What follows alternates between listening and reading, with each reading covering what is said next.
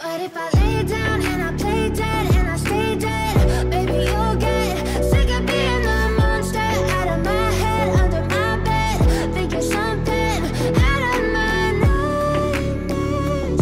See me right there.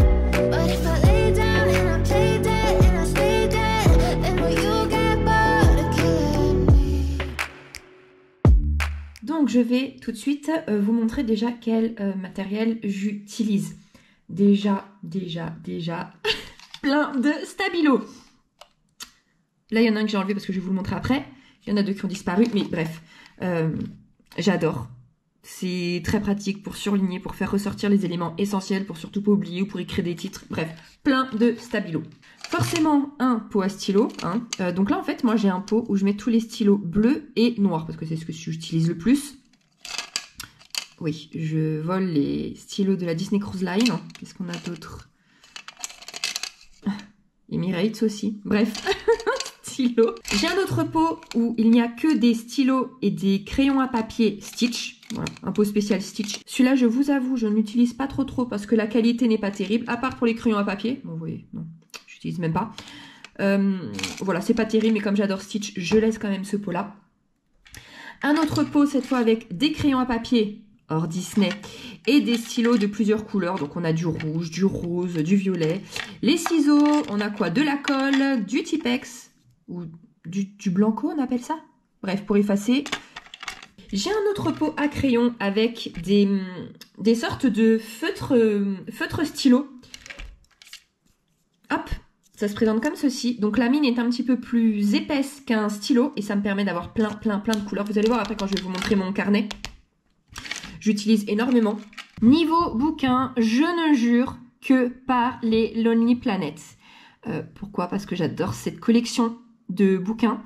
C'est un choix très personnel. Hein. Peut-être qu'il y en a des beaucoup mieux. Je ne dis pas, mais j'ai toujours été amoureuse de cette collection. J'ai d'ailleurs beaucoup de livres de destination que je sais que je n'irai pas. Mais comme j'adore cette collection, bah même des destinations où je sais pertinemment, enfin, on peut jamais dire jamais, mais à 99%, c'est sûr que je n'irai pas dans certaines destinations. Et pourtant, j'ai quand même les bouquins, je les adore.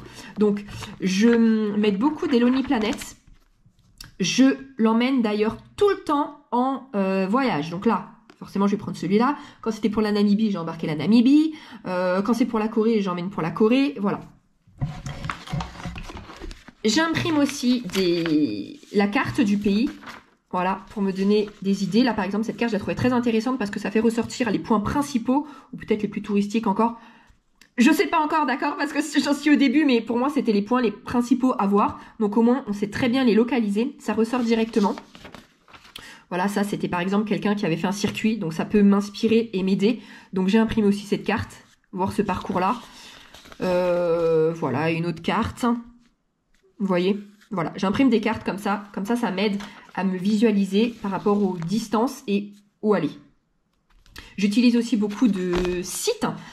Quand j'ai une info particulière à connaître, par exemple, je vous dis une bêtise, hein, mais par exemple, spécialité culinaire d'ici, Payuapi, par exemple, hein, c'est vraiment juste pour vous donner des idées. Je vais taper sur internet pour que l'info ressorte tout de suite et que j'ai pas à chercher partout dans le bouquin. Parce qu'en général, il n'y a pas marqué vraiment spécialité culinaire de chaque ville et moi j'aime bien savoir, donc je rentre directement. Ou par exemple pour savoir les températures à telle période ou quelle période privilégiée. Voilà, donc vraiment principalement Lonely Planet et après des sites. Des sites, mais je peux même pas vous dire un site particulier parce que je tape mon information et ensuite je regarde 3-4 sites pour chercher mon information. Sinon, je rentre aussi sur des groupes Facebook du pays en question. Il y en a des plus ou moins intéressants. Mais quand j'ai une info très précise à connaître, donc je fais une recherche dans la loupe sur le groupe Facebook. Et s'il n'y a pas, en fait, je pose ma question directement. Et comme souvent, les groupes Facebook comme ça, ce sont des gens qui ont déjà été dans le pays. Voilà, c'est une info fiable et des fois plus récente que ce qu'on pourrait trouver sur des sites. Donc, comment ça se passe? En fait, j'utilise toujours un carnet. Donc, un carnet est égal à un voyage. En général, j'utilise ces carnets-ci qui se présentent comme ceci. Toujours avec des spirales parce que c'est bien plus pratique vu que je les emmène toujours en voyage.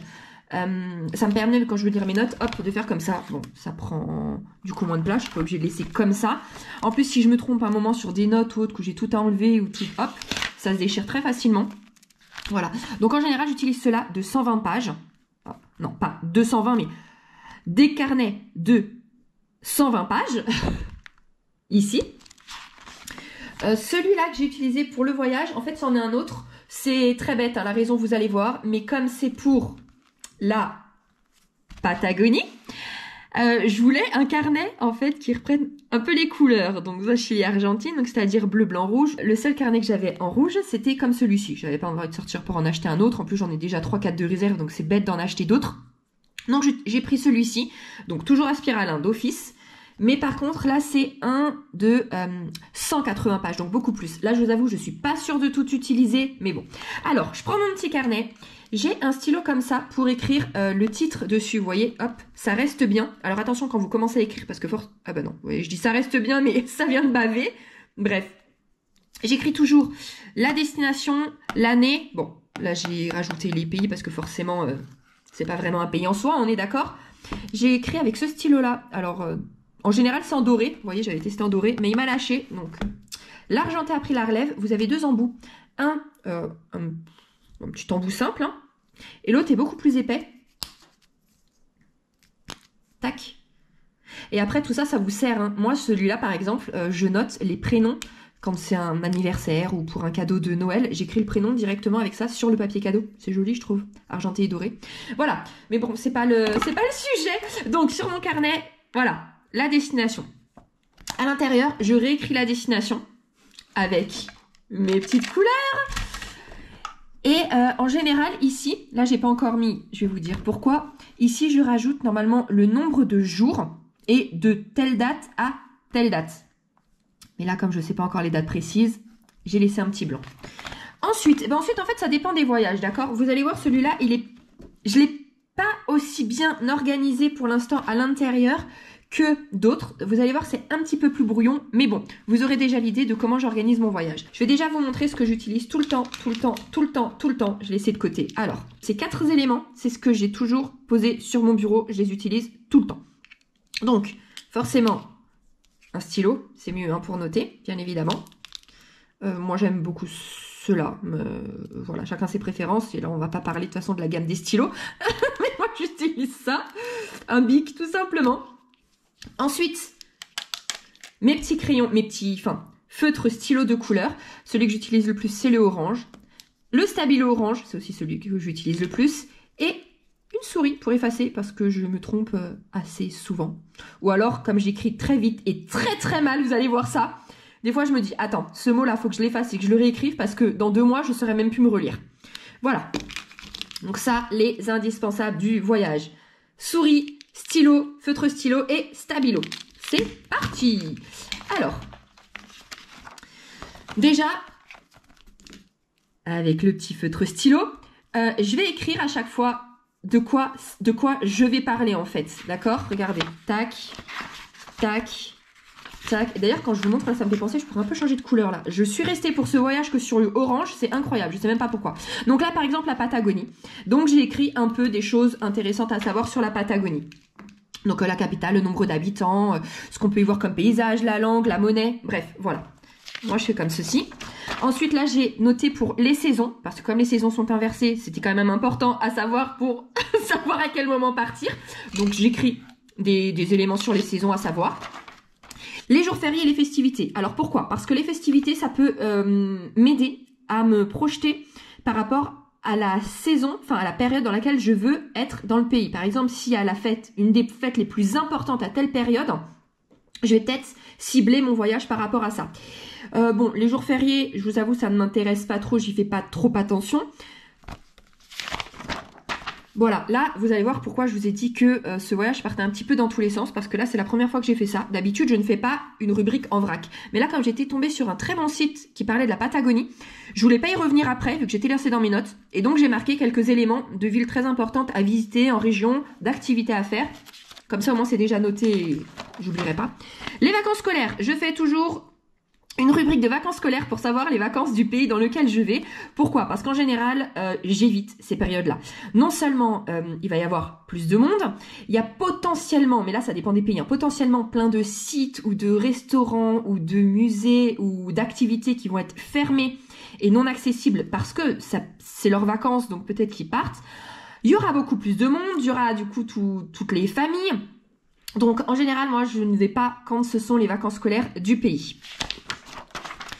Là j'ai remis un peu l'histoire du pays, donc vous voyez c'est ce que je vous dis, c'est vraiment en vrac. Là normalement j'aurais tout regroupé dans une même. L'autre fois, tout à l'heure, là dans la première, je parle de la Patagonie, je reviens sur l'histoire, donc bref, voilà. Après là, un peu les logements, donc dans quel logement on peut loger. J'écris toujours ça au feutre, comme ça ressort direct, et ensuite soit je souligne, mais pourquoi j'ai mis que du orange en fait pour ce pays, il faut que ça change. Soit je souligne, soit je surligne pour que ça ressorte directement. Comme ça attire tout de suite mon attention. Je vois logement, camping, refuge, hôtel. Oui, vous voyez, regardez, j'ai même pas... Hop. Non, hostel en plus. J'ai même pas noté là, regardez. Hôtel, je le fais en même temps que vous, je sais même pas pourquoi je l'ai pas fait. Auberge, les BNB. Là, ça parle du camping sauvage. Voilà, vous voyez, comme ça, c'est très clair en fait quand je veux rechercher quelque chose. Bon, je continuerai après parce que j'ai oublié des choses. Ensuite, des infos concernant les vols internationaux, par exemple, à savoir que Paris-Santiago du Chili, il y en a pour 14 heures de vol. Voilà, une estimation de prix par exemple avec Air France. Attention, ce ne sont que des estimations parce qu'en fonction de l'information au jour où je l'ai pris, tout peut changer. Hein. Et moi, c'est juste pour avoir une grosse idée. Une grosse fourchette pour après me projeter dans le budget. Une info par exemple qu'avec Iberia, ça serait moins cher et il y en a pour 12h40 de vol. Donc je me note ça comme ça. Lors de mes recherches des billets d'avion, pourquoi pas partir depuis Madrid et avec Iberia. Ensuite, des infos sur les vols internes et locaux. En général, nous on ne prend jamais, je mets jamais cette rubrique parce que normalement, nous, ça ne nous intéresse pas. On ne prend jamais de vol interne. Mais là, vous allez voir que pour cette destination, faut pas que je zappe cette info parce que ça peut être très utile et je pense que je vais utiliser un vol. Ensuite, bon... Encore une fois, c'est cafouillis. Je ne fais jamais ça à ce moment-là de la vidéo. Je vais même en fait arracher après la page. Je sais pas pourquoi j'ai mis ça. Normalement, ça vient bien après. Voilà, je vais laisser de la place. Les trains et les bus pour avoir des idées. Par exemple, dans les bus, on peut retrouver des sièges normaux, des sièges demi-couchettes, des sièges couchettes, des sièges premium et une idée des prix. Et par exemple, pour faire Santiago à Temuco, vous voyez, je ne sais déjà plus me relire, je ne sais même pas si j'ai marqué Temuco. Il y en a pour 8-9 heures de bus. Vous voyez, plein d'idées en fait. Concernant la location de voiture, comment ça se passe, le prix, attention à certains trucs, des astuces pour payer moins cher. Là, c'est concernant les croisières, les ferries et les bateaux, pareil avec des idées de tarifs.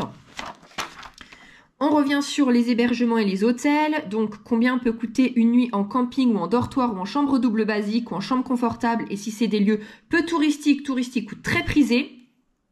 La petite astuce. Là, pour le prix des repas, courses, cafés, activités. Donc, j'ai des idées de prix pour le déjeuner, pour le dîner, pour les petits déjeuners, tout ce qui est concernant les pourboires, pour faire ses courses, des idées de boissons, par exemple un coca c'est 1 €, un cappuccino c'est 2 €, des idées de prix pour les excursions, donc par exemple pour n'importe quoi, pour entrer dans le parc national Torres del Paine, c'est 23 € par personne ou 21 000 pesos chiliens. Je reviens là-dessus pour les courses parce que vous voyez là j'ai surligné, mais normalement, mais je sais pas ce qui se passe avec ce voyage, c'est ultra fouillis.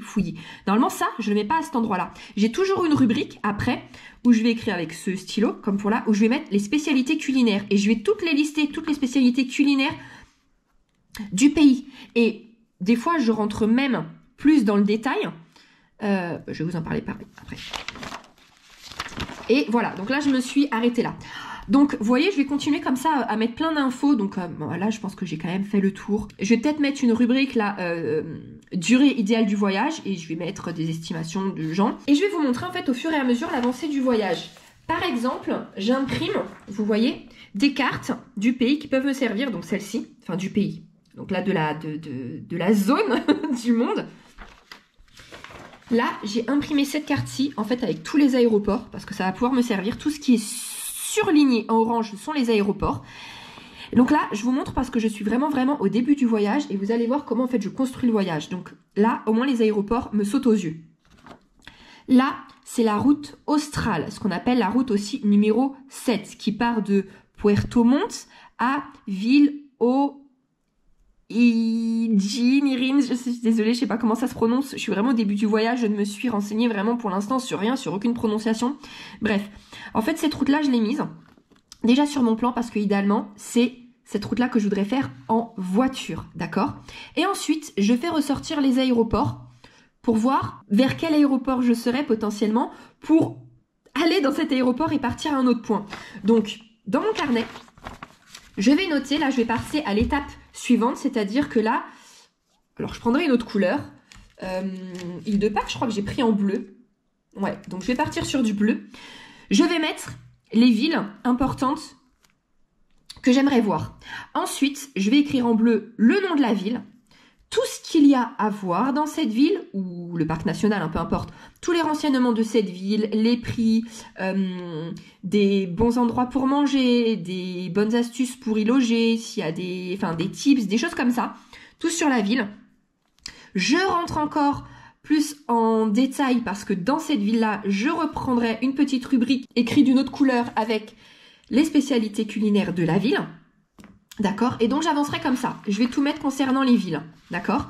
Une fois que je suis certaine des villes que je veux faire, je vais les entourer, ou les zones, je vais les entourer sur ce plan-là, d'accord? Je vous dis n'importe quoi, par exemple je veux aller là, je l'entoure, je veux aller là, je l'entoure, je veux aller là, je l'entoure, je veux aller par là, je l'entoure.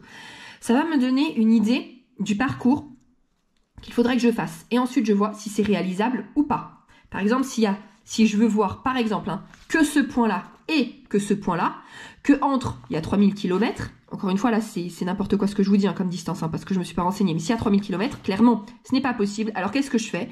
Eh ben, je vois que là, il y a un aéroport, eh ben, go. Vous voyez, je me débrouille pour rejoindre ce point-là, et après, je vois si c'est possible, combien de temps, le prix, puis après, où je vais. Voilà, vous voyez, donc cette carte-là, c'est potentiellement, je vais l'imprimer après en plusieurs exemplaires parce qu'en fonction, si je raye, je remets de la souris et tout, que c'est plus lisible, je la réimprimerai et puis je remettrai au fur et à mesure tous les renseignements. Voilà, c'est comme ça que je fonctionne. Ensuite, quand viendra le moment de prendre les billets d'avion, pareil, je ferai une rubrique là, un billet d'avion et je mettrai tous les renseignements. Je vais mettre par exemple de telle date à telle date sur Air France, j'en suis à tel prix. Avec cette compagnie, j'en suis à tel prix, vous voyez, et je regarderai régulièrement, voir si le prix baisse, si le prix augmente, et une fois qu'il y a un prix qui m'intéresse, eh ben, je book. Voilà, c'est comme ça que je fonctionne. Donc là, j'en suis à mettre les idées en vrac, d'accord? Et dès que j'avance un petit peu plus, de toute façon, je vous reprends pour vous montrer vraiment au fur et à mesure de l'avancée. Donc là, actuellement, on est le 4 décembre.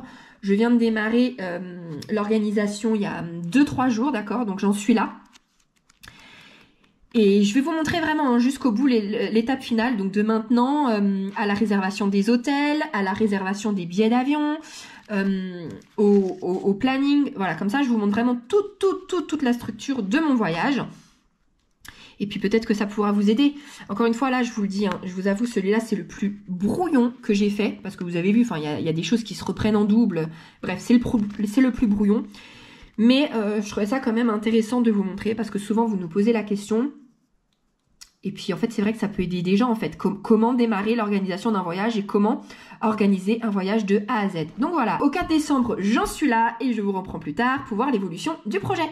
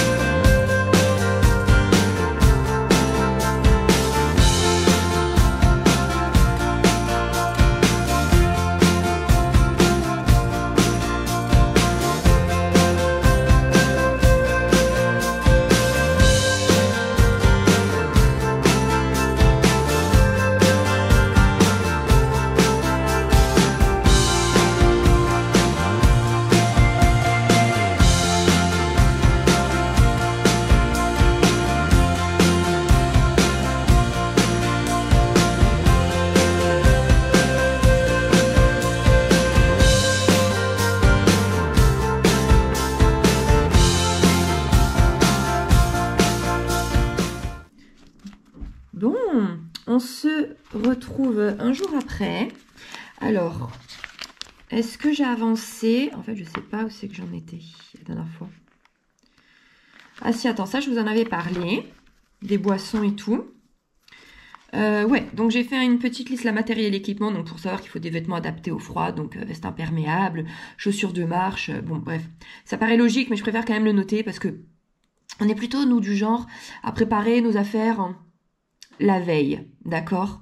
Allez, 3-4 jours, si on est motivé, mais c'est jamais le cas. On n'arrive pas à se mettre vraiment à préparer nos affaires largement en avance, donc je préfère l'avoir noté parce que, du coup, dans la précipitation, il se peut qu'on oublie quelque chose quand même d'important.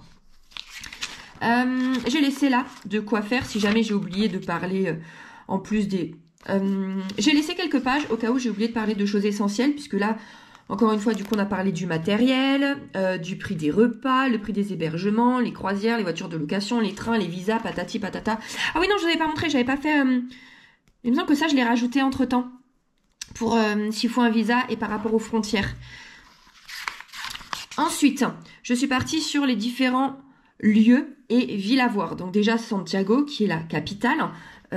Tout ça, en fait, c'est ce que je vous dis, c'est très très brouillon cette fois-ci parce que je n'ai pas encore mon itinéraire. Donc, pour savoir mon itinéraire, je vais devoir regarder plusieurs villes ou plusieurs points qui potentiellement m'intéressent. Là, vous aurez compris, normalement, c'est pour la Patagonie. Mais Santiago n'est pas dans la Patagonie. C'est la capitale, mais logiquement, c'est par là... À 99% de chance, c'est par là que je vais arriver. Donc, je mets quand même quelque chose sur Santiago. Comme je ne pense pas y rester, je n'ai rien mis à part 1 ou 2 petits points à voir. Je suis pas plus rentrée dans les détails, vous voyez, c'est une capitale et pourtant je n'ai mis que ça. Ensuite, je suis partie du côté du désert d'Atacama, donc vraiment tout au nord. Attendez, je vais vous montrer si ça vous intéresse. Youp! Vous voyez? Donc, Santiago est là. Le désert que je vous parle, c'est au nord. Ensuite, je vais regarder par ici. Vous allez voir. Et la Patagonie, en fait, c'est là. Voilà. Tout en violet. Tac, tout ça. En fait, je sais pas si la terre... Pour moi, j'inclus la terre de feu. C'est vraiment la terre de feu. C'est dans la Patagonie, non? Ou ça part là? Vous voyez, je sais même pas. Bref, j'ai étudié quand même les autres régions. Et puis même pour moi, hein, c'est intéressant. Même si jamais je n'y vais pas, au moins j'aurai déjà des notes. Et en plus, je vous les dirai quand même de toute façon une fois sur place. Ça peut m'intéresser s'il y en a qui veulent y partir. Donc j'ai fait un point sur le désert d'Atacama, tous les transports. Donc San Pedro, l'histoire de San Pedro, après à visiter dans le désert. Je mets des petits cœurs quand ça m'intéresse énormément. Bon voilà, tout ça, tout ça, tout ça, tout ça, tout ça. Ouais. Vous voyez, c'est très distinct, on peut tout de suite voir les différents points quoi à voir. Il y a encore beaucoup de choses, hein, mais j'ai mis le principal et ce qui potentiellement peut m'intéresser, en sachant que de toute façon c'est pas le but principal de mon voyage. Donc j'allais dire j'ai fait rapide, j'ai quand même écrit pas mal. Vous voyez, on se repère direct. Donc avec les titres et avec les coups de cœur. Voilà, comme ça c'est très clair, ça ressort tout de suite. Après d'autres choses à voir en vrac, voilà. Je vais continuer la liste plus tard. Si jamais, parce que là comme je me suis pas renseignée, ça se trouve il y a des choses qui sont vraiment trop loin en fait du lieu où potentiellement je logerai, si jamais je vais là-bas. Donc j'adapterai en fonction, mais au moins j'ai déjà les principaux points. Et en plus, il y en a un en fait que je veux absolument voir, et ben pourquoi pas prendre en fait un logement le plus proche possible. Voilà. Vous voyez, c'est pour ça, ça aide beaucoup déjà de poser sur papier les lieux qu'on veut voir, ou les lieux qu'il y a à voir, comme ça, ça vous aide pour faire votre tracé final et pour choisir un potentiel lieu d'hébergement. Voilà, ensuite je suis partie dans la région des lacs. Donc vous voyez, on a vu Santiago, le désert, et maintenant ici, en vert, c'est la région des lacs. Donc là pareil, il y a de grandes chances pour que j'y atterrisse quand même, puisqu'on se rapproche tout doucement de la Patagonie. Donc j'ai fait l'histoire de la région des lacs, et après il y a 3 points à voir dans la région des lacs. Donc je vais commencer avec Puerto Montt, avec son histoire. Ensuite, là, ce que je vous ai montré, c'est ce que j'ai fait sur l'île de Chiloé, donc l'histoire de Chiloé. Après, bah, je vais continuer hein, avec les points importants. Et voilà, vous voyez, donc je continue comme ça. Après, je vous dis tout de suite, parce que du coup, je ne vais pas vous montrer, parce que ça va être encore des notes. Je vais parler un peu d'autres points qu'il y a à voir dans la région des lacs. Et après, je m'attaquerai vraiment, vraiment, vraiment à la Patagonie. Donc, toute cette zone-là, vraiment, qui est le but du voyage. Voilà, donc je vous dis tout de suite, j'écrirai aussi en titre... En bleu, pour continuer, donc j'écrirai pas région des lacs, mais j'écrirai Patagonie. Et puis je verrai les différents points, les différentes villes et tout. Je vais pas vous remontrer parce que de toute façon ça va être que des notes et ça va être sur le même principe. Hein. Écrire en bleu et après écrire en orange, donc l'histoire de la Patagonie, les villes que je reprendrai en vert avec l'histoire des villes et tout. Des tips, les moyens de transport, etc. etc. S'il y a des hôtels qui ressortent. Vraiment, voilà, si je trouve des idées sur des sites, je note tout de suite pour pas oublier. Et voilà, donc je vous prendrai en fait à l'étape d'après, quand j'aurai fini toutes les villes. Je vous prendrai, je pense, en fait l'étape d'après ça sera quoi?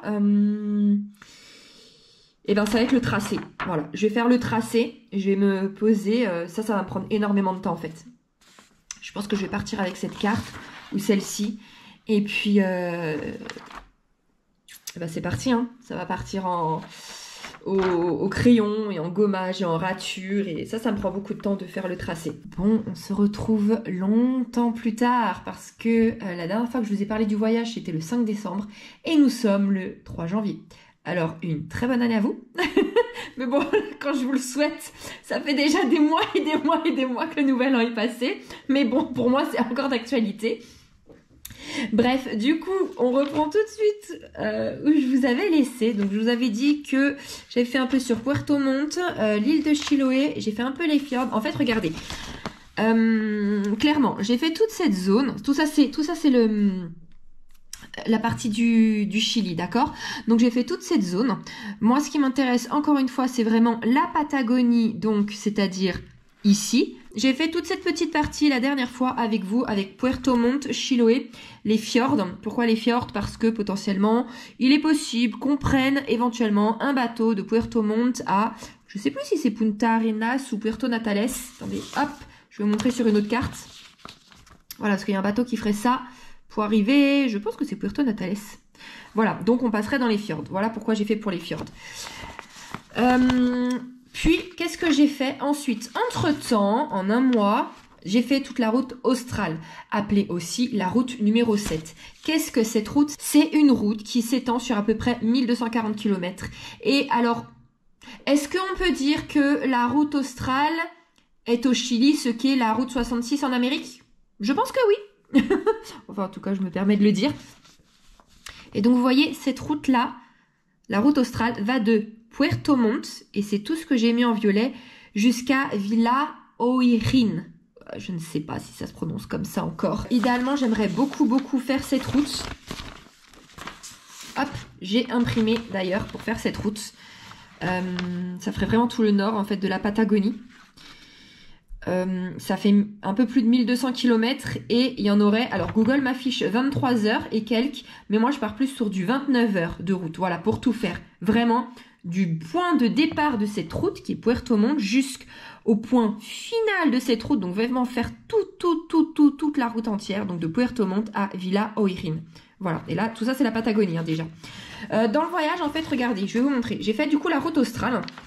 J'ai mis plein d'éléments, plein de petites infos aussi, des idées d'itinéraire. Donc par exemple, vous voyez, hop, tout ça ce sont des villes. Et après, comment j'ai fait? Donc Patagonie. J'ai séparé la Patagonie en deux, avec le nord, donc qui part de Puerto Montt jusqu'à Villa Oirin, donc toute la carretera australe, toute la route australe, la route 7. Puis après, je vais m'attaquer à la Patagonie du sud, pour ensuite faire la Terre de Feu. Donc, comment j'ai fonctionné? Ah ben voilà. Du coup, la Patagonie du Nord chilienne. Pour l'instant, je m'occupe que du Chili. Hein. Donc, de Puerto Montt à Villa Oirin. Donc, en vert, à chaque fois, je mets les villes. Là, j'ai pas plus reparlé de Puerto Montt parce que, regardez, je l'ai dit que j'en parlais avant. Et à chaque fois, je mets la page du Lonely Planet pour m'y référer si j'ai besoin. Ensuite, j'ai pris cette carte, entre autres et d'autres, et j'ai noté certaines villes qui paraissaient très intéressantes et que certains ont pu faire. Donc en fait, en vert, je note la ville, avec la référence encore du Lonely Planet. Je mets quelques petites infos, vraiment le principal, le plus important à mes yeux en tout cas. Et après, en violet, j'ai mis du coup ce qu'il y avait à voir dans cette ville ou tout autour. Ou en tout cas, c'est un point de départ pour aller, là par exemple, pour aller au parc national Pumalín. Encore une fois, la référence du Lonely Planet. Je mets encore quelques petites infos, l'histoire du parc. Vous voyez, et j'ai tout fait comme ça. Encore une fois, ville et ce qu'il y a à voir tout près de la ville. Ville, à voir, ville, à voir. Ah, là, j'ai mis des petits cœurs. C'est ce que j'aimerais beaucoup faire. Ville, vous voyez? Donc j'avance toujours comme ça. Les villes et les points à faire. D'ailleurs, je mets des fois des tarifs quand j'en ai sous la main. Voilà, après le parc national de Patagonie. Voilà, vous voyez, j'ai tout fait comme ça. Pour tout le nord.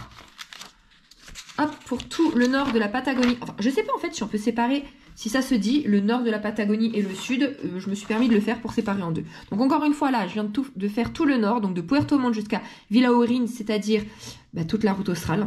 Voilà, j'ai mis tous les points à voir sur la route australe. Dites-vous que si ça se trouve, ça va me servir strictement à rien. Parce que si j'estime que finalement, ça serait sympa de prendre un bateau de Puerto Montt jusqu'à Puerto Natales ou Punta Arenas, encore une fois, je ne sais plus où arrive le bateau, eh bien, tout ce que je viens de noter là ne servira strictement, entre guillemets, ne servira à rien. Parce que moi, j'ai eu toutes les infos, je trouvais ça très, très, très intéressant. Il y a des trucs vraiment très intéressants. Mais en soi, je vais pas m'arrêter devant, donc j'aurai pas à vous dire les notes. Donc ça serait vraiment de l'info personnelle pour moi.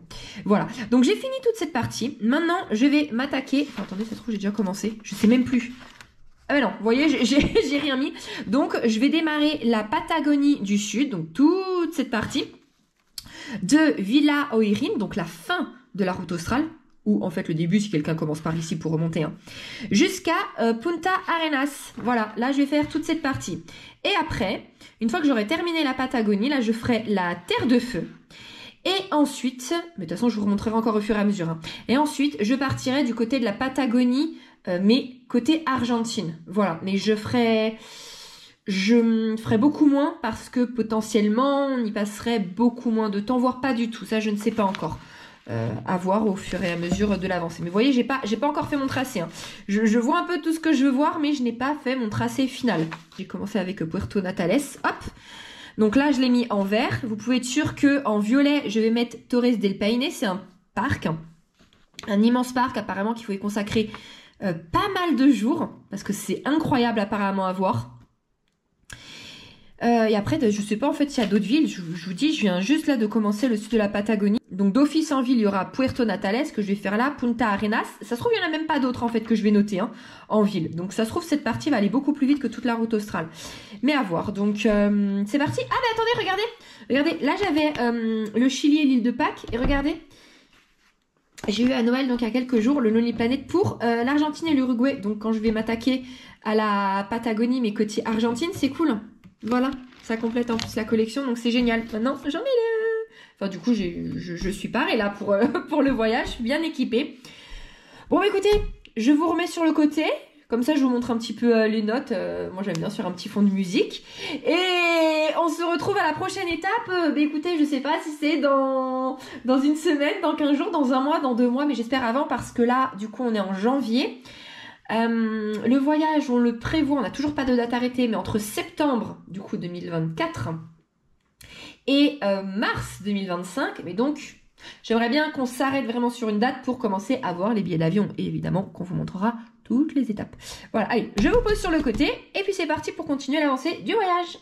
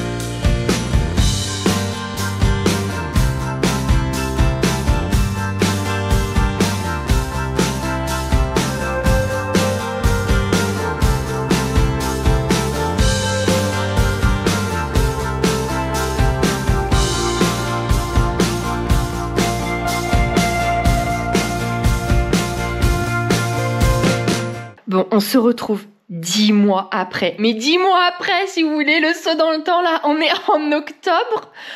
même fin octobre 2024, j'ai complètement oublié de reprendre au fur et à mesure. Mais alors complètement. Entre-temps, j'ai organisé d'autres voyages. On est parti aussi en vacances entre-temps. J'ai complètement zappé. Et pourtant, j'ai vachement avancé. Mais vachement avancé. C'est-à-dire que là, nos billets d'avion sont pris. C'est bon. Je vais vous montrer comment j'ai fait pour choisir les dates. On devait partir du coup en 2024. En septembre-octobre de base, je partais là-dessus. Et puis finalement, il y a des voyageurs qui m'ont déconseillé parce que potentiellement, il y a des routes qui auraient été inaccessibles, encore s'il y avait eu des neiges ou des choses comme ça. Donc, on a complètement décalé carrément à janvier-février 2025. Je sais même pas si j'ai changé dessus. Bon voilà, hop là, c'est changé. Alors, bien évidemment, j'ai continué toutes mes petites avancées. Là, je vais passer très vite. J'ai continué à mettre toutes mes notes sur Torres del Paine, mais forcément avec les randos qu'il y a à faire, patati, patata. Qu'est-ce que j'ai fait d'autre? Le glacier Grey. Ensuite, la ville de Punta Arenas, ce qu'il y a à voir dans cette ville. Un autre parc national, ensuite la Terre de Feu avec Ushuaia, le parc national, les choses à voir dans cette ville. Qu'est-ce que j'ai marqué là? Un post-it avec un nom d'hôtel, je sais pas, c'était peut-être, je sais même plus. Ça remonte à très longtemps. Ensuite, côté Argentine, j'ai quand même marqué des petites choses, même si on prévoyait pas vraiment d'y aller en Argentine, sauf au niveau de la Terre de Feu pour aller à Ushuaia. Et finalement, entre-temps, ça a changé. On va passer autant de temps au Chili que en Argentine. Alors, j'avais fait des notes sur l'île de Pâques. Je vous dis franchement, là, à l'heure où on est, on ne le fera pas. Voilà, on ne le fera pas parce que fallait rogner du temps sur la Patagonie, qui est déjà énorme, mais déjà 3 semaines, 4 semaines, on va pas chômer. Donc tant pis l'île de Pâques. Alors c'est dommage, c'est dommage parce que on était à ça d'y aller, on n'était pas loin en soi, un petit vol et puis c'était bon. Mais il aurait fallu faire des choix ou alors j'aurais dû supprimer Ushuaia. Et je ne veux pas. Je sais qu'il y en a plein qui vont me dire Ushuaia, ça ne sert à rien, entre guillemets. Il y a un peu rien à voir ou rien à faire. Moi, je suis pas spécialement d'accord, même si pour l'instant, je ne suis pas encore allée. Mais c'était vraiment mon but. Si j'allais en Patagonie, je voulais aller à Ushuaia. Donc, tant pis pour l'île de Pâques. Soit on n'ira jamais, soit on y retournera. Alors, qu'est-ce que j'ai fait entre-temps? Forcément, on a acheté les billets d'avion. Pour prendre les billets d'avion, j'ai tout noté. Alors là, je suis désolée, c'est mes brouillons, c'est très sale, c'est au crayon à papier, c'est très mal écrit, j'ai une sale écriture. Mais comment je fais? Je me pose et je mettais déjà des dates au hasard. Vous voyez, là, c'était juste pour avoir une estimation. J'avais noté des dates en novembre. Paris, Punta Arenas, aller-retour, combien ça coûtait, avec telle compagnie, patati, patata. Ensuite, j'avais tout noté. J'étais sur le site d'Air France directement et je voulais voir un Paris-Santiago. Et je mettais à différentes dates, donc il y a du octobre, novembre, décembre, est-ce que je suis partie pour... Non, et janvier. Et donc ça, c'était le prix de l'aller et ensuite le prix du retour. Et donc je notais toutes les dates. Parce que comme on n'était pas fixe, nous, sur des dates, quand je vois comme ça, je peux me dire, ok, allez, cette allée-là, c'est le moins cher. Hop, je l'entoure, par exemple, 534. Et les retours les moins chers, c'est telle date, telle date, telle date. Et je combine comme ça, j'essaye de jongler comme ça pour faire un aller-retour le moins cher possible. Et pour la durée de vacances qu'on avait prévue, vous voyez. Là, peut-être que c'est plus simple, comme ça. Vous voyez, je mets, du coup, par exemple... attendez, la lumière s'est éteinte. Ouais, j'ai plus de batterie, en fait, dans la lumière. Attendez. Bon, voilà, j'ai mis le ring à côté qui a l'éclairage. Mais entre ça, du coup, ma lumière qui me lâche et la poignée de la GoPro qui ne reste plus en hauteur, vous savez, je peux la régler. Et elle ne fait que descendre. Bon, désolé si vous faites que monter, descendre. Bref, du coup, je mets toutes les dates où c'était les moins chers. Par exemple, vous voyez, là, il y a du 630, du 687, du 686. Si, par exemple, il y avait un moment un tarif à 800, je notais même pas la date, d'accord? Donc là, vous voyez... aux dates et le prix de l'aller. Et je mettais un petit coup de crayon bleu aux dates les moins chères. Pareil pour le retour. Et vous voyez, comme ça, on voit très bien en fait. Bon, avec votre écriture qui sera meilleure. Donc vous piquez dans un des prix là de l'aller qui est moins cher. Vous piquez après dans un des prix les moins chers du retour. Et vous essayez, si vous avez une semaine, vous jouez avec les dates. Si vous avez 15 jours, vous jouez avec les dates sur 15 jours. Et voilà. Moi, en tout cas, c'est comme ça que je fonctionne. Mais ça, encore une fois, c'est quand vous n'avez pas de date précise de départ. Je sais que quand vous avez des enfants et qui sont scolarisés, Bon, bah vous pouvez jouer sur 1 ou 2 jours, 3 jours je pense max, mais pas plus. Après ça pose problème je pense si vous leur faites rater l'école. Enfin, vous me direz on n'est pas dans le cas donc j'en sais rien, mais je pense donc vous n'êtes pas aussi libre. Voilà, mais nous vu qu'on n'a pas d'enfants, on n'a pas de date scolaire à imposer, ben voilà, du coup on est libre et donc on fonctionne comme ça. Ensuite, je vais remonter à l'envers. Hein. Qu'est-ce que j'ai mis là? Je redécouvre avec vous, hein, parce que tout ça, je l'ai fait peut-être il y a très longtemps, donc je ne sais plus. Bon, c'était pareil, hein, c'était pour l'avion, donc je zappe. Là, ah oui, parce que du coup, on va prendre 2 vols internes, parce qu'en fait, notre vol, on fait un Paris-Santiago, du coup Santiago au Chili. Puis après, on doit prendre un petit vol, du coup, de Santiago pour arriver... Bon, vous allez voir où, il faudra regarder les vlogs ou nos Insta pour savoir où on va de Santiago. Ou alors, je vous l'ai déjà dit là. En fait, comme ça remonte à longtemps, je sais même pas si je vous avais dit le trajet qu'on faisait. Bref, donc on fait ce petit vol interne. Je le prends séparément qu'avec le vol Air France. Pourquoi? Parce qu'en fait, j'ai comparé et quand je prenais le vol avec Air France, le petit vol interne hein, en combiné, ça revenait bien plus cher, mais bien plus cher. Et comme de toute façon, ça nous fait une escale de 5 heures, on a largement le temps. Je ne pense pas qu'on soit juste et qu'on rate le deuxième petit avion. Donc, bah, c'est pas grave, je l'ai pris de mon côté. Alors où on parle, octobre, novembre, décembre, on part dans 2 mois et demi et on a encore un petit vol. Je vous dis que je vous le dis pas, tout est noté là. On a encore un petit vol interne à réserver. Mais j'arrive pas pour l'instant à trouver de bons tarifs, donc j'attends. Ensuite, bah voilà, c'est là, ce vol-là que je dois prendre. Après, c'est des petites annotations, c'est des des petites annotations pour moi. Là, c'était mon programme. Bon bah, du coup, vous le voyez. Hein. Du coup, si mon programme vous intéresse, vous pouvez aller voir nos vlogs ou sur Insta, parce que on laisse tout à la une. C'était assez rapide. En fait, vous voyez, à chaque fois, je me pose... Bon, en général, c'est un peu plus propre. Quoique c'est un peu un mensonge que je dis. Non, c'est jamais vraiment plus propre, en fait, mais brouillon. Mais du coup, je note la date du départ. Et après, je mets tous les jours. Tac, tac, tac, tac, tac, tac, tac, tac, tac. Et je mets du coup là l'arrivée. Puis après, du coup, on sera à Puerto Montt, encore à Puerto Montt. Puis après, ce qu'on fait, vous voyez, jour par jour. Là, vous le voyez pas trop, mais j'ai gommé plein de fois pour changer et pour switcher. Et parce que voilà, ça me paraissait des fois plus intelligent en fait de faire des changements, etc. Il y a surtout eu des changements vers la fin pour savoir combien de temps en fait on restait à Ushuaia. Parce que je vais faire mon anniversaire à Ushuaia. Mon anniversaire c'est le 10 février et je voulais être à Ushuaia. Je trouve ça chouette. Donc on sera à Ushuaia pour mon anniversaire. Et après voilà, ça capotait combien de temps après on reste dans la ville d'après, c'est-à-dire à Punta Arenas pour après retourner à Santiago pour prendre notre vol retour. C'est surtout là que ça a beaucoup bougé, d'autant plus qu'on rend la voiture vers là et donc il fallait absolument se décider pour voir avec le loueur de voiture. Voilà. Donc finalement, on rendra la voiture à un autre endroit qu'on l'a prise, même si on a 190 € de pénalité, hein, forcément parce qu'ils doivent aller chercher la voiture pour la ramener au point de départ. On préfère faire comme ça parce qu'en fait l'avion, si on prend l'avion, à l'endroit où on a pris la voiture, déjà il n'y a que un vol par jour en direct, sinon il y a des petites escales, alors que pourtant c'est un petit vol de 3 heures. Hein. Et il faut compter 250 € par personne. Alors, en fait, autant la rendre autre part. On a les 190 € de pénalité, mais les vols sont bien moins chers, donc l'un dans l'autre. Allez, l'un dans l'autre, je sais pas si vraiment on gagne de l'argent à faire ça, mais en tout cas, on n'en perd pas.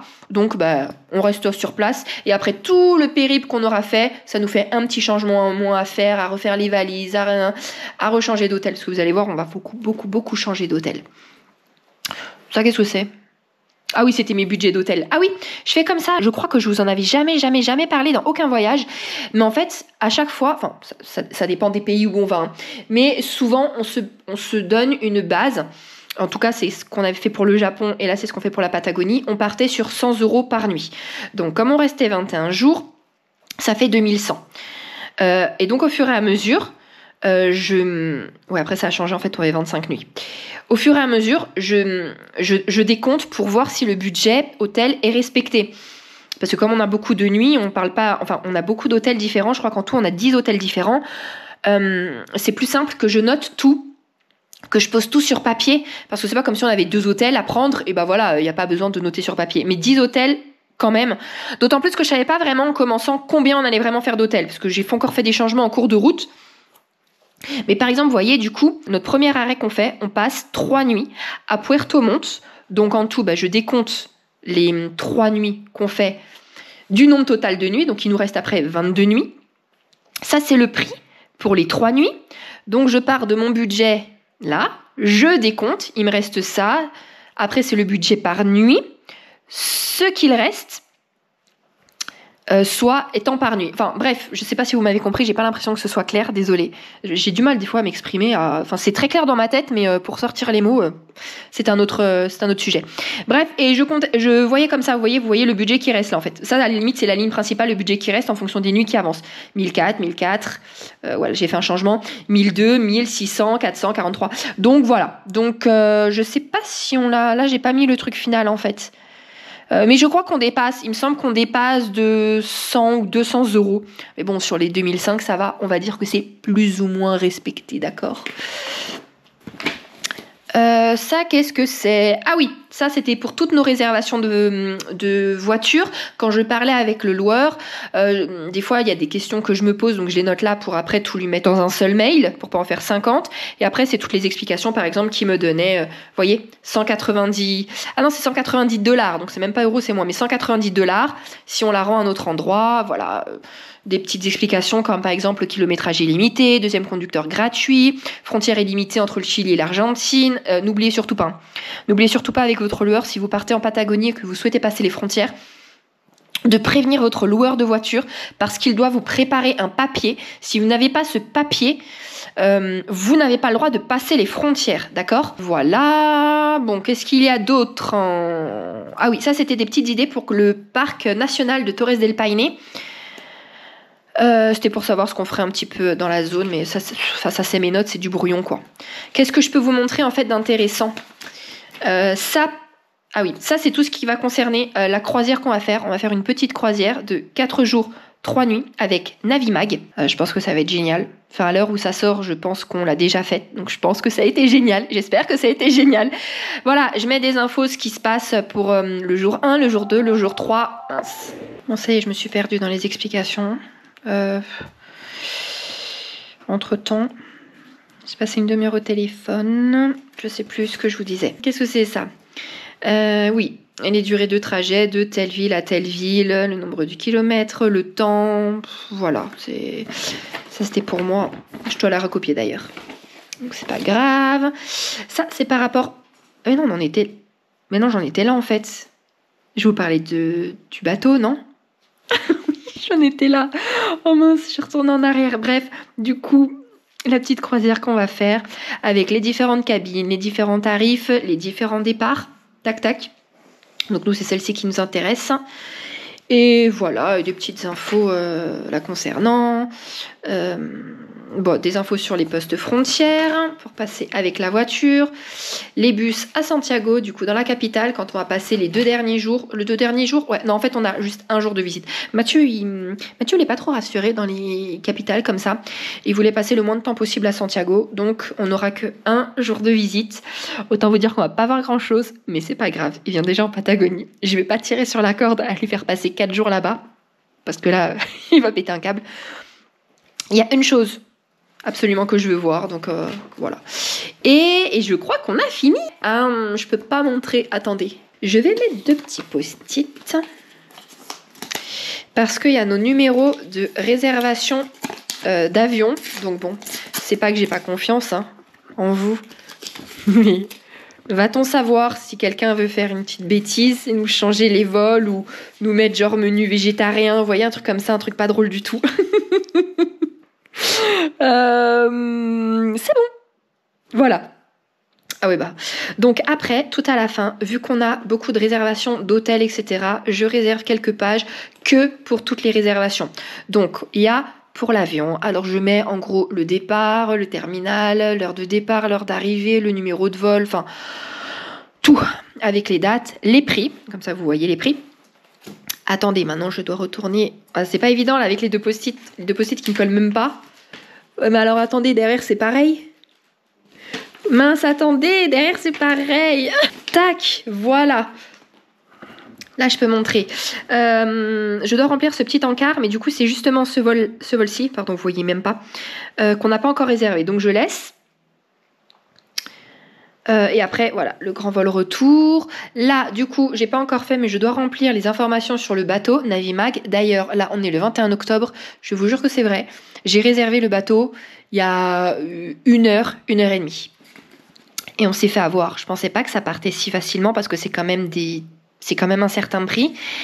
Et faites pas attention à mes notes. Hein. Et vous voyez tout. Bah, c'est pas grave. En fait, je pense que de toute façon, quand ça sortira, on sera déjà rentré. Donc, à la limite, les numéros de réservation, c'est plus très grave. Mais il y a plusieurs sortes de cabines. Et je voulais une cabine, du coup, sans fenêtre. Parce que, du coup, bah, forcément, c'était moins cher. Et il y en avait plus. Il y en avait plus. Donc, on a dû passer à la catégorie du dessus avec fenêtre. Ce qui nous fait, je crois, 500 ou 600 euros de plus. Mais c'était soit ça, soit après, c'était des cabines de 8, mais partagées avec d'autres personnes. Je vous avoue, moi, ça, j'aime pas. J'aime pas, pas parce que je suis pas sociable, hein, même si tout le monde le sait. Mais, enfin, niveau intimité, même quand tu veux te doucher, enfin, je sais pas, ne serait-ce qu'aller aux toilettes et tout, je trouve ça quand même ultra gênant quand tu connais pas les gens. Mais le pire pour moi, c'est si jamais il y a les gens qui ronflent, je vais les frapper. On est d'accord, c'est insupportable s'il y a des gens qui ronflent. Voilà, c'est pas possible. On peut pas partager la cabine autant de temps, même une nuit. Vous savez, Pierre et Mimi, du coup les zigotos, si vous avez suivi nos aventures à Walt Disney World avec tous les vlogs, on avait fait une nuit avec eux quand on avait fait une soirée Halloween à Disneyland Paris. On avait partagé la chambre au Cheyenne. C'était une catastrophe, je vous jure, j'étais sous pression. Mathieu, il était parti à la réception en pleine nuit pour demander s'il n'y avait pas une autre chambre disponible, en payant, hein, bien évidemment. La fille, elle a dit non, c'est la soirée Halloween, tout est complet, mais je peux vous donner des boules caisses. Bon, les boules caisses ont sauvé notre nuit. Mais voilà, plus jamais, je ne peux plus. Depuis cette expérience, je ne veux plus partager aucune chambre avec personne, c'est pas possible. C'est pas possible. Bref, du coup, attendez, j'ai mis avion, la voiture, je dois mettre tous les renseignements, parce que pareil, la voiture, on l'a réservée il y a peut-être 1 mois et demi, 2 mois. Donc j'ai pris beaucoup de retard. Et après, tous les hôtels. Donc on en fait une dizaine. Alors, du coup, forcément, je mets le nom, les dates, la ville, le nombre de nuits, s'il y a le petit déjeuner d'inclus, la chambre. Là, vous voyez, j'ai raturé parce que j'ai changé entre-temps de chambre. Les mètres carrés, s'il y a une vue, le prix, alors forcément ça augmente hein, avec le taux de change au fur et à mesure, donc je rechange à chaque fois. Sinon, il y a le prix en dollars qui lui ne change pas. S'il y a un prépaiement, s'il y a une annulation gratuite, si oui, jusqu'à telle date. Donc là, j'ai pris sans annulation. Ah oui, et après c'est ultra intéressant parce que sur Booking, je réserve sur Booking, hein, 95% du temps je réserve sur Booking. Je compare toujours quand même avec le site même de l'hôtel quand il y en a un pour voir. Et ça m'est arrivé 1 ou 2 fois que ce soit moins cher, c'est tout. J'ai noté ici parce que pour petite info, hein, c'est ultra intéressant. Nous, comme on réserve très souvent, là on a le statut Genius 3, donc c'est le plus haut pour l'instant sur Booking. Et bien regardez, initialement la chambre coûtait 513 €. On a eu une réduction Booking de 130 €. En fait, cette réduction, vous savez, c'est depuis qu'ils ne font plus partie de cashback possible. Par exemple, Poolpeo. C'est un site en fait où des fois, sur certains sites, quand vous cliquez dessus sur le lien, ça vous applique une réduction. Enfin, ça vous applique pas une réduction, je regarde n'importe quoi. Ça vous fait un cashback, par exemple, je sais pas, 3, 4 ou 10%. Et après ces prix-là, vous pouvez vous faire les prélèvements sur vos comptes. On a eu des fois des beaux montants, surtout qu'on va très souvent, enfin on réserve très souvent par Booking, donc on avait des beaux cashbacks. Et en fait, depuis que il n'y a plus le cashback sur Booking, il y a une réduction comme ça qui se met. Donc là, ça fait 130 € en moins. De par notre statut Genius, donc le fait qu'on est beaucoup réservé, qu'on a honoré les réservations avec Booking, ça nous enlève aussi 50 €. Et en passant sur le téléphone, donc sur l'application mobile, ça nous enlève encore 30 €. Et j'ai été comparée entre quand je passe sur mon ordinateur et mobile, parce que souvent on dit réduction et des fois ça marche même pas. Si, c'est vraiment moins cher. Ensuite, les petits déjeuners gratuits qui nous ont déduit 27 €, ça nous enlève quand même 230 €, c'est-à-dire qu'on fait là une réduction de 47%. Ce n'est pas négligeable, c'est énorme même. Bon, bref, voilà, on avance, je vais pas vous raconter encore ma vie. Donc, un autre hôtel, et pareil, j'avance comme ça avec les dates, la ville, le nombre de nuits, s'il y a le petit déjeuner, le type de chambre, le mètre carré, s'il y a une vue ou non, les check-in à telle heure, check-out à telle heure, le prix en euros qui change au fur et à mesure, donc je raye. Le prix en dollars qui lui ne change pas. Là, vous voyez rayé, mais parce que j'ai changé d'hôtel. S'il y a un prépaiement, donc là, il n'y a pas de prépaiement. Faut payer un jour avant l'arrivée. Et on a l'annulation gratuite jusqu'au 23. En fait, je note ça parce que si jamais je veux changer vite fait d'hôtel, j'ai juste à ouvrir mon bouquin plutôt que d'aller sur l'application et je vois directement. Vous voyez? Et donc, j'ai fait ça pour tous les hôtels. Et j'en étais là. Et donc là, je vais continuer avec vous de faire cette page-ci. Et après, c'est tout. Donc après... Écoutez, je crois que j'ai plus rien à vous montrer en fait par rapport à l'organisation de ce voyage. Bon, j'ai assez parlé là pour aujourd'hui. Vous voyez, je passe 10 mois à pas vous prendre. Je parle 1 heure. C'est plus possible. Si je vous remontre l'organisation d'autres voyages... Ah oui, regardez. Je suis dans le thème d'Halloween. Encore un hors-sujet. Ouais, si je refais une organisation, faudra que je me mette un post-it ici. Paf, de rappel qu'à chaque fois que j'avance dans le voyage, je dois prendre la caméra. Bon, on complète ces petites pages ensemble. Je vous repose sur le côté.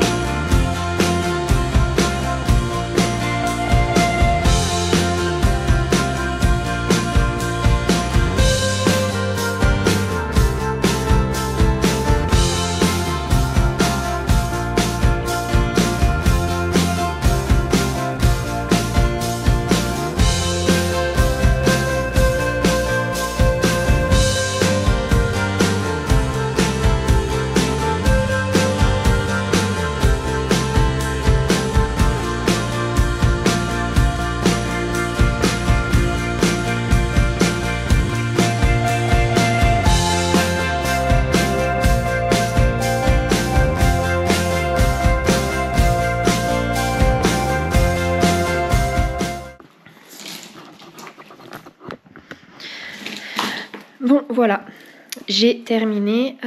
En fait, je reprends juste pour vous dire que j'ai rajouté des petits C quand on est au Chili. Vous voyez, Chili, Chili, Chili. Chili, la A. Vous ne voyez pas. Attendez. Et schling. Voilà. A pour Argentine. Argentine, Argentine. Donc, vous voyez ce que je vous disais de base. On devait passer 90% du temps au Chili. Et finalement, on va faire 3... 6, 7, 8, 9, 10 nuits au Chili. Non, 15 nuits au Chili et 10 en Argentine. Donc, vous voyez, bon, ok, c'est pas du 50-50, mais on passe plus de temps que prévu là-bas. Voilà. Bon, écoutez, je vous reprends dès que j'avance. De toute façon, là, vous savez que je vais remplir toute la case voiture. Je vais pas vous remontrer, hein. Je vais remplir la case bateau avec toutes les informations, le numéro de réservation, etc. etc. Et si jamais je vous reprends... Là, oh là là là là là là. Faut que je réécrive. Ça part ça. Enfin. Oh mince. Faut que je refasse tout à l'argenté. Et qu'est-ce que je vais faire d'autre? Ah oui, comment il y a eu des petits changements de destination. Enfin, c'est vraiment minime. Hein. Mais je vais rentrer plus dans les détails. Ah oui, je vais vous reprendre. Attendez, où c'est que j'ai de la place? Voilà, cette petite place-là. Il faut que je la réserve pour les spécialités culinaires. Alors, à chaque fois qu'on va dans un pays, je remplis des pages comme ça. Enfin, des pages. Ça dépend des spécialités et du nombre, mais je mets les spécialités culinaires. Et par exemple, vous savez, des fois, dans certaines régions où vous allez, ou une ville en particulier, il y a une spécialité ou plusieurs. Dans ce cas-là, quand ça concerne les villes, je le note ici. Je vais noter le nom de la ville en gros. Et je vais mettre dedans la spécialité de la ville. Là, je ne sais pas si vraiment on a beaucoup par rapport aux villes. Donc, je pense faire quelque chose de global au Chili, à l'Argentine, à la Patagonie. Voilà. Donc, écoutez, prochaine étape, quand je vous reprends, ça sera pour parler nourriture. Ah oui, et Faut noter aussi, je dois mettre normalement tous les petits post-it. Je mets, vous savez, toujours des petits post-it en haut. Attendez, je vais vous les montrer. Donc là, même si on va pas à Disney, je vais quand même utiliser ça. Vous voyez? J'ai des mini post-it, en fait, c'est pour démarquer les pages. Et donc, par exemple, dessus là, je vais marquer spécialité culinaire. Et hop, je le mets là, comme ça, je sais que c'est là. Pour toutes les réservations là qu'on a faites ensemble. Ah oui, il y a encore les... Voilà, je vais me mettre là-dessus. Hop. Je vais mettre un petit post-it, réservation, schlang, en haut. Donc comme ça, en haut, j'ai directement accès aux réservations, aux spécialités culinaires, à telle ville, aux avions, voilà, tout ça. Comme ça, c'est beaucoup plus rapide que chercher là, comme je viens de faire à chaque fois avec vous là-dessus. Voilà, allez, on se retrouve, j'espère, très rapidement et pas dans 8 mois. Non, dans 8 mois, ça risque pas, on part dans 3 mois. On se retrouve très rapidement pour parler nourriture. On se retrouve presque 3 mois après, donc... Inutile de vous préciser que j'ai dû aller regarder la dernière vidéo pour savoir ce que je vous avais dit et là de quoi je dois vous parler. Donc ça, un petit peu avancé mais sans plus, c'était plus du peaufinage, quoique. Du coup, regardez, là j'ai fait une double page avec les distances des trajets en voiture. Tout simplement pour avoir une idée pour se projeter au moment de partir, pour savoir à quelle heure il vaut mieux partir, pour prévoir combien de temps potentiellement on va mettre de temps. Bien évidemment, c'est juste à titre indicatif parce qu'on a bien vu, par exemple, en Namibie, que les temps annoncés n'étaient pas du tout les temps réels parce qu'il y avait par exemple beaucoup de pistes. Donc forcément, quand ils t'annonçaient 1 heure pour rouler à 120, non, tu ne roulais pas à 120, tu roulais à 70, donc tu mettais le double du temps. Donc par exemple là c'est pour aller de notre hôtel qui est à Puerto Natales pour aller à une des entrées de Torres del Paine du parc national.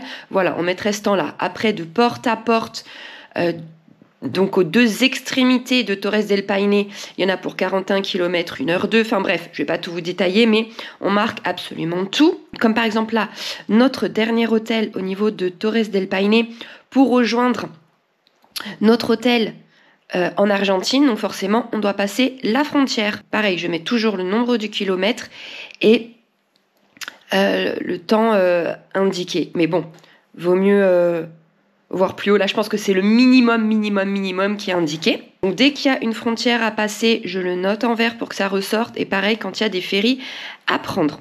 Voilà, donc ça c'est pour les temps de distance. Il n'y a pas besoin de faire ça, mais moi je trouve ça bien comme ça. J'ai pas besoin de le faire au moment de partir ou la veille. Ça me fait ça en moins à penser et à devoir faire pour plus profiter une fois sur place. Donc les temps, c'est fait en avance. Voilà, ça c'est bête, hein, mais c'est quand même une charge mentale sur place parce que vous allez voir, on a beaucoup bougé, on fait beaucoup de lieux différents, d'hôtels différents. Donc si ça peut faire gagner 5, 10, voire un quart d'heure tous les soirs, c'est pas du luxe, hein, je vous le dis. Ensuite, qu'est-ce que j'ai d'autre à vous montrer que j'ai fait? Ah bah oui, bien évidemment, les pages spécialités culinaires. Alors, si vous avez déjà été au Chili, en Argentine, carrément en Patagonie, peut-être que notre liste n'est pas du tout complète, d'accord.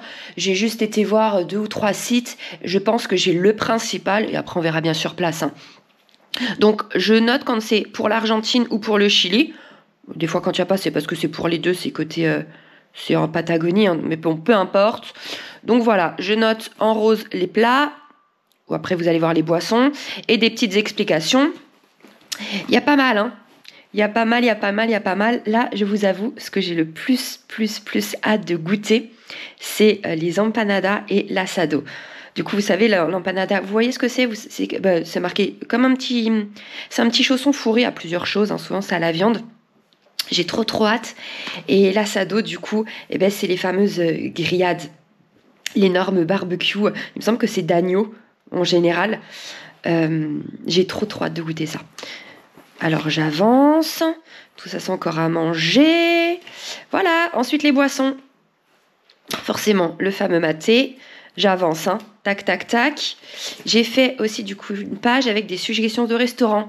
C'est des gens qui ont... Enfin, j'ai regardé des vlogs, des blogs, des comptes Insta Et des fois, quand il y avait des recommandations de restaurants, du coup, je les notais. Du coup, il y a pour le Chili, pour l'Argentine, et je surligne en rose la ville. Donc là, c'est tous les restos que j'ai pour Puerto Natales, là pour Punta Arenas, là pour El Calafate, à Ushuaia.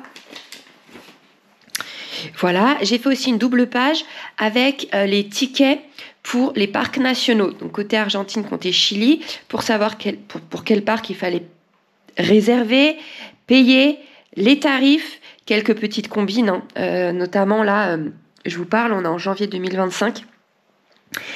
Il n'y a pas longtemps en fait que les parcs argentins, les parcs nationaux sont devenus payants. Avant c'était gratuit, à part que il faut compter 45 €, d'accord, pour une journée, ce qui est énorme. Et donc il y en a qui disent que quand vous arrivez avant une certaine heure, souvent c'est 7 heures, voire 8 heures, il n'y a pas de contrôle et dans ce cas-là vous pouvez rentrer sans payer. Et apparemment il y en a beaucoup qui le font. Parce que quand tu prévois ton voyage, c'est une sacrée somme quand même, 45 € quand tu n'avais pas prévu ce budget-là, surtout qu'il faut le dire. C'est tous les jours, d'accord? C'est par jour. Bon, là c'est un peu mentir parce que c'est 45 € la première journée, mais après si vous remontrez le ticket pour la deuxième journée, et c'est valable 72 heures, vous payez 50%. Mais bref, quelqu'un qui n'avait pas prévu ce budget-là et qui comptait faire 10 jours ou 15 jours dans les parcs nationaux, c'est énorme en fait ce que ça lui fait rajouter à son budget. Donc voilà. Il faut savoir aussi que pour les étudiants, c'est moins cher. Donc voilà, ça c'est pour les parcs nationaux. Ensuite, les réservations. On va remplir quelque chose ensemble. J'avais fait toute une page de réservation alors avec les avions. Je cache le numéro de réserve, bien évidemment. Et j'avais pas réservé le deuxième petit vol intérieur, du coup, pour rejoindre le sud de la Patagonie. À la capitale, Santiago, juste avant de notre vol long courrier de retour, on l'avait pas parce que c'était extrêmement cher, extrêmement cher. Donc on va le remplir ensemble. Je sais pas si vous vous souvenez, mais on prenait la voiture à Où c'est qu'on prenait la voiture? Puerto Natales et on la rendait à Punta Arenas. Pourquoi la rendre à Punta Arenas? Parce que du coup ça nous évitait de faire en voiture Punta Arenas, Puerto Natales, c'est que 3 heures, c'est pas ça, mais c'est surtout que les vols de Punta Arenas à Santiago étaient beaucoup moins chers que Puerto Natales Santiago.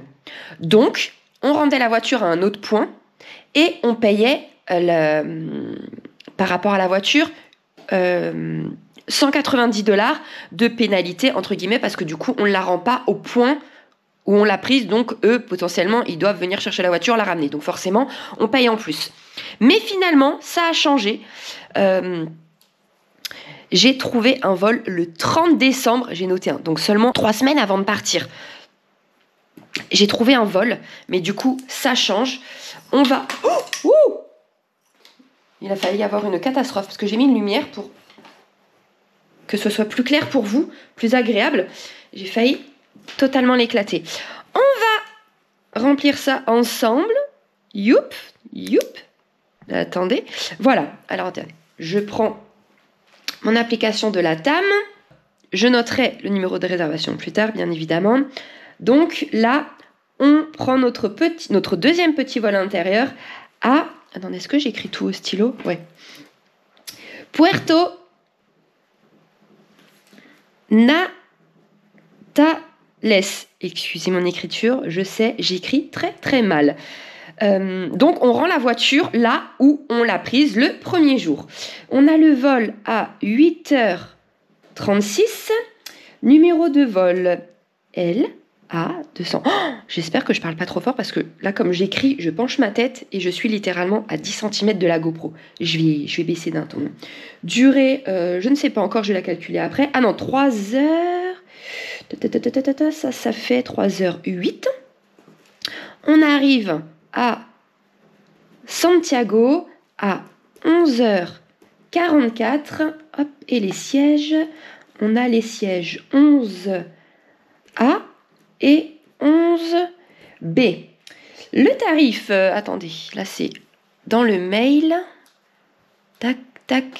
On a payé 193,06 €. Mais pour deux, c'est-à-dire 96,53 € par personne. Je vous jure que c'est un tarif de malade, mais vraiment de malade. Je vais vous expliquer. Hein. En fait, par personne, on en a eu pour 50,53 € le vol, d'accord? Et il faut rajouter 46 € pour notre valise en soute. Voilà, je vous jure, voilà, comme ça on a rempli un petit truc ensemble et je vous remets pas un fond de musique, je vous jure que c'est un tarif de dingue, 96 €. Surtout pour partir de là, de Puerto Natales à Santiago, je vous jure que souvent, ça tournait autour des 250 € le vol, sans les valises. Hein. Et je me suis dit, mince, ça va être impossible. Et c'est pour ça que de base, je voulais partir de Punta Arenas, parce que les vols étaient bien moins chers. Quand j'avais regardé, il fallait compter 150 par personne, mais avec la valise. Mais donc, ça nous revenait moins cher de partir de Punta Arenas et de payer la pénalité pour la voiture de 190 $, plutôt que de faire les 3 heures de route, ne pas payer la pénalité de 190 $ de la voiture et prendre le vol à Puerto Natales.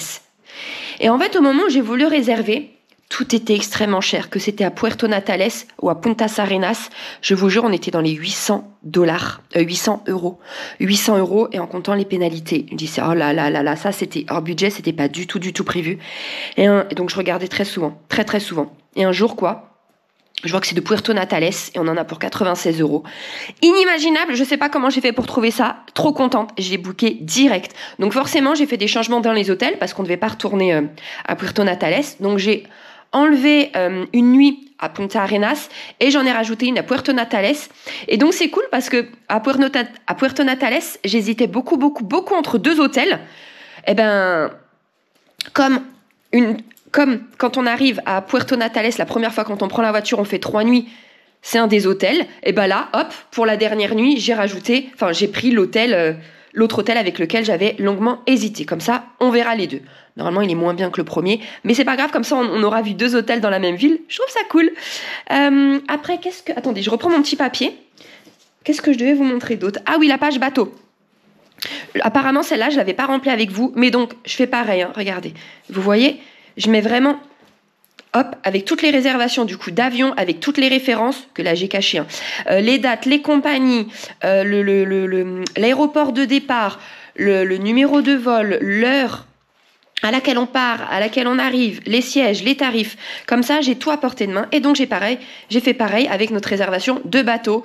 Les dates de croisière, en bleu, le nombre de nuits, où c'est qu'on embarque, à telle heure, le checking, où c'est qu'on arrive, à telle heure, le prix, et ce qui est inclus dans le bateau. Voilà. De toute façon, si ça vous intéresse, allez voir nos vlogs. Je ne sais pas s'ils sont encore sortis quand cette vidéo sort. Je ne sais pas quand est-ce que je vais sortir ces vidéos en fait. Si c'est avant le voyage ou après le voyage. Je ne sais pas. Peut-être avant. Mais du coup, ceux qui nous auront suivis sur Insta ont déjà tout vu. Mais n'hésitez pas à y retourner. Je vous remets l'Insta. On laisse les stories à la une hein, pour tous les voyages. Donc, nos vlogs qui vont sortir ou qui sont déjà sortis, on explique tout sur le bateau et les tarifs, ce qui inclut patati patata. Donc là, je ne vais pas vous redonner le détail, hein, ça ne sert à rien.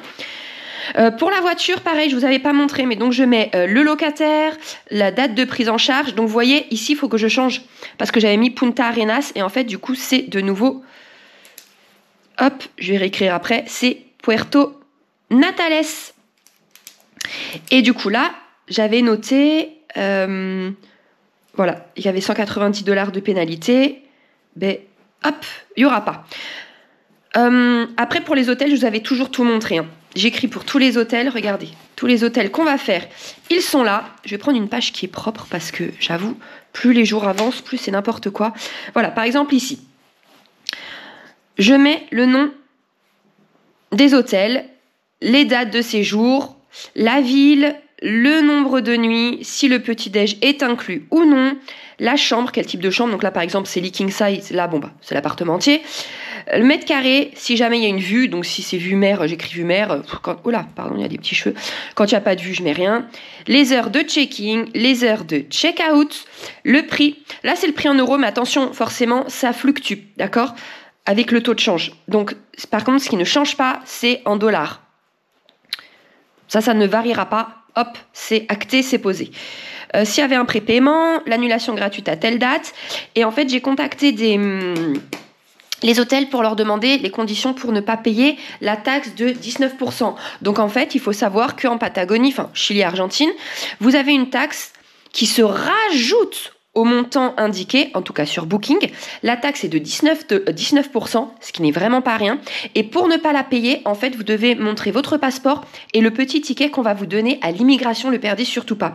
Et grâce à ça, vous ne payez pas la taxe. Mais alors déjà, je crois que c'est pas une obligation pour les hôtels d'appliquer ça, il me semble. Hein. Mais c'est surtout que pour l'appliquer, vous devez payer en dollars, d'accord, et pas dans la monnaie du pays. Voilà, c'est bon à savoir. Et donc j'ai contacté les hôtels et par exemple là il nous dit que si on paye en carte de crédit, il faudra ajouter 10% de frais. Sinon ils acceptent le cash, les euros, les dollars et là, les pesos argentins. Voilà, là pareil, ils me disent que pour pas payer la TVA, il faut payer en dollars, mais là ils précisent que c'est cash ou carte de crédit. Pourtant moi j'avais toujours entendu dire qu'il fallait payer absolument en dollars, mais en cash pour pas payer cette taxe. Bon bref, voilà. Après c'est tout le résumé des hôtels, en tout le nombre de nuits hors navigation, le prix moyen, le nombre d'hôtels différents, les notes moyennes sur Booking. Ah oui, je mets toujours la note sur Booking. Et voilà, après je différencie Chili, Argentine. J'aurais pas dû prendre en euros parce qu'encore une fois, du coup, le taux varie, donc c'est bête. J'aurais dû prendre en dollars. C'est pas grave. Ah oui, et du coup, après, comme je les ai contactés, c'est ce que je vous dis, j'ai mis le nom de tous les hôtels. Et si on pouvait payer en euros, en dollars, en pesos chiliens ou en pesos argentins. Voilà. Et il me reste une seule chose, je crois, à voir avec vous. C'est mes fameux petits post-it. Donc vous voyez, par exemple, je reprends là où il y a les réservations. Voilà, par exemple, là, vous voyez, je vais prendre un post-it. Alors, je vais peut-être... Elle est où ? Ah oui. J'ai plein de petits post-it. Je trouve ça génial. Après, c'est beaucoup plus clair. Parce que bon, mon carnet quand même... Oh j'arrive pas. Oh là. Regardez, le carnet, il est quand même très gros. Donc là... Je vais vous montrer après quand ça sera terminé. Là, par exemple, je vais mettre hôtel, voiture, spécialité culinaire. Et hop, je les mets en l'air. Comme ça, je sais direct. Schling. Je vais direct là où je veux aller. Bon, le principe des petits post-it en fait. Hein. Donc, je fais ça tout de suite et je vous montre. Et voilà ce que ça donne. Attendez, je soulève la GoPro pour que vous voyez mieux. Touc. Voilà. Donc... Alors, il y en a beaucoup, mais bon, c'est un long voyage, il y a beaucoup de différentes destinations, beaucoup d'explications. Par exemple, si je fais des explications sur Santiago, ici, tac, tatin, sur la Patagonie en général, tatin, derrière El Calafate, tatin, toutes nos résas, tatin. Voilà, vous voyez ? Très pratique. Alors, par contre, ce que je fais, c'est que, ok, ça, c'est qualité Primark. Hein. Je les ai pris parce que forcément, c'est Stitch et je suis une grande fan de Stitch. Mais qualité Primark, pas terrible. Donc, je rajoute à chaque fois quand même un petit bout de scotch pour être sûr que ça ne parte pas. Alors, en général, à la fin de séjour, tout ça, c'est plié ou un petit peu déchiré, forcément, hein, parce que ça va se trimballer partout dans les valises, dans les sacs à dos, à la main. Ça va prendre le soleil, le vent, la pluie, ça prend tout. Je les trimballe toujours partout. Donc, c'est abîmé. Mais en tout cas, au début, c'est très utile, je trouve. Voilà. Eh bien, écoutez, on a fait le tour, donc je vais vous reprendre face cam. Voilà, je vous reprends de ce côté-là, c'est quand même plus sympa pour finir la vidéo.